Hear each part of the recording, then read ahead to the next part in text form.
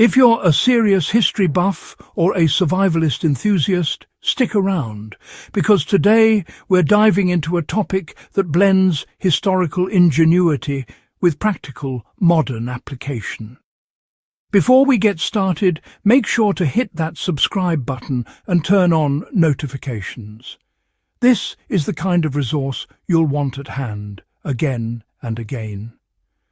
We're talking about how soldiers in World War II stayed warm under brutal conditions, and more importantly, how you can take those same techniques and adapt them safely for your home today. This isn't fluff. These are real tested methods that kept men alive on the front lines, and you'll see just how cleverly simple some of them are.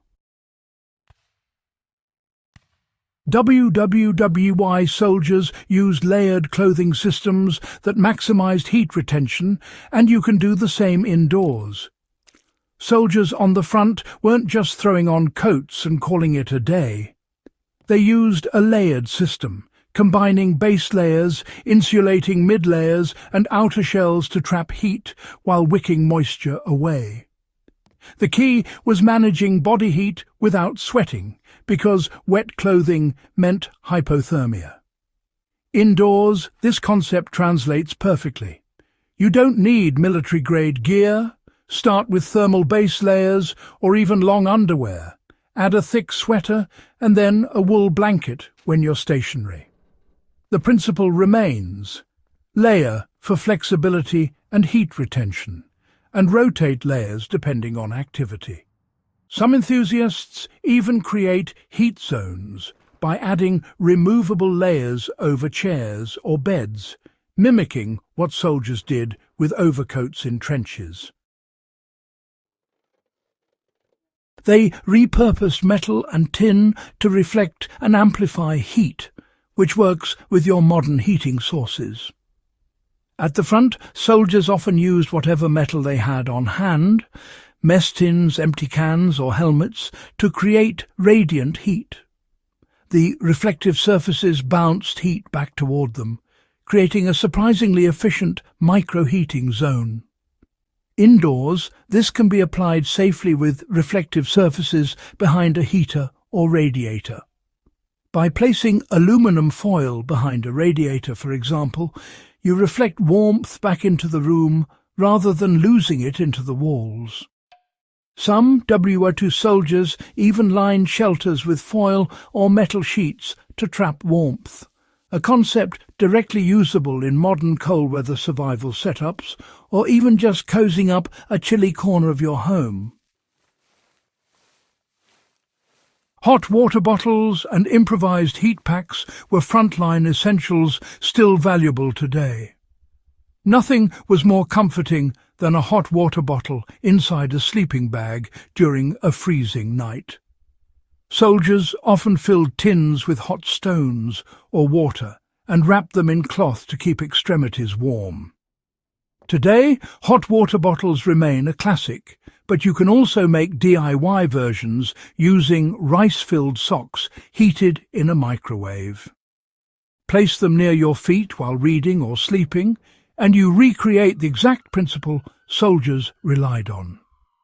Some WWII manuals even suggest keeping one in the bed before climbing in, which raises your core temperature and reduces shivering, something modern science confirms as effective. They used insulation from natural materials to augment their shelters, which works indoors too. Branches, leaves and straw were commonly used to insulate foxholes and makeshift huts. Soldiers understood that trapping air with natural fibres provided a surprisingly efficient barrier against cold.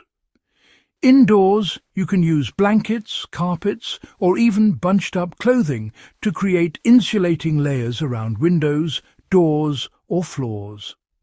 For instance, placing a thick blanket behind a drafty window creates a small air-trapping layer, mimicking the insulating principle soldiers used with straw and brush. It's a low-tech approach that requires minimal equipment but yields measurable warmth. Body heat management with close quarters techniques still applies to modern small spaces. In trenches or bunkers, soldiers huddled together, knowing that body heat from another person was often the most reliable warmth available. While we don't always want to share a sleeping bag indoors, the concept can be applied in other ways. Small confined spaces, like reading nooks or tented areas indoors, retain heat much better than wide-open rooms. By creating micro-environments using blankets or temporary partitions, you trap the heat your own body generates, effectively lowering your heating needs. This is a lesson in efficiency and spatial awareness directly borrowed from wartime strategy. Stoves and small fires were carefully controlled to avoid hazards but maximize warmth. Many soldiers relied on compact stoves or controlled fires to warm themselves. They learned to place stoves in corners or behind heat-reflective surfaces, maximizing output while minimizing risk. Indoors, this translates into strategic heater placement. Positioning a small electric heater near a reflective wall or at floor level can mimic the efficiency of a soldier's stove. Even in modern homes, using this principle allows you to heat a specific area without blasting the entire space, conserving energy while staying warm.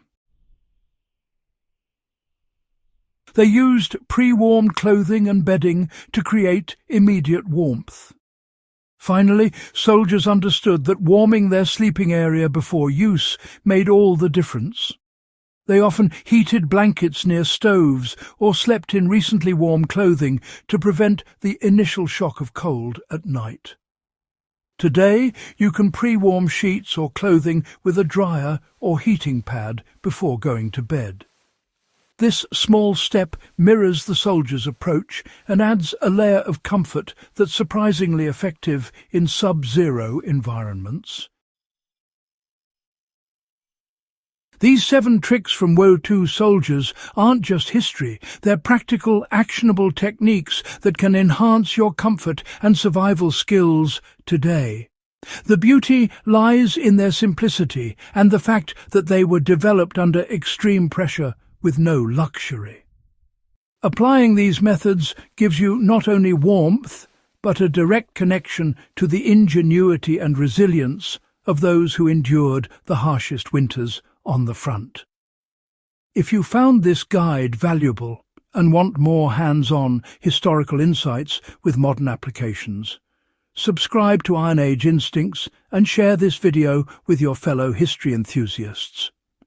Every trick here is a small piece of living history, ready for you to apply in your home, your survival kit, or your next outdoor adventure.